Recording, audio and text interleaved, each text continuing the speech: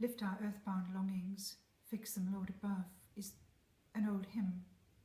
In these days of great persecution of the church in secular lands and in Muslim countries, this might be a good incentive. The book I've written, The Way of Prophetic Leadership, Retrieving Word and Spirit in Vision Today, is an incentive to dig back into the past, in fact into the 17th century, to investigate from the lives of people in the Quaker movement and in the Huguenot movement in France and in England, on both sides of the English Channel, where impulses of the Spirit were directing people, women and children, particularly women, to take leadership roles in their church situations.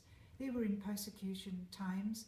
The Quakers were dissenters, a church within a church of the state church. The Protestant French Huguenots fled into caves and deserts in the wilderness of the Languedoc. But their faith burned bright. And so this book is an examination based on the original documents, researched quite thoroughly in the Bodleian Library in Oxford. Documents of journals, diaries, stories, books, authoritative versions from armies and offices of wars and persecution of the times.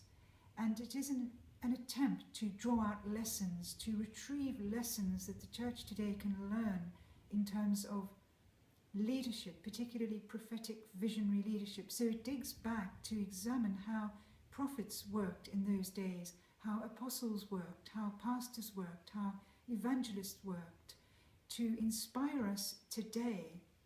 It's a book that is built on a previous book, Light on Prophecy, Retrieving Word and Spirit in Today's Church, which was an examination historically of Hildegard of Bingen and Dietrich Bonhoeffer, drawing out similar lessons. But this book, and I'm recording this actually at Brennan, which is a retreat house in Pembrokeshire in Wales, where people come to seek from the Lord vision for themselves and for their lives. And as I conduct retreats here of groups of people in tables of 7, we look for strategies for how God may be leading us in our own lives and in our church lives or organizations. So the book, The Way of Prophetic Leadership, is a book to inspire us to lift our eyes to the Lord and to fix them on a heavenly vision.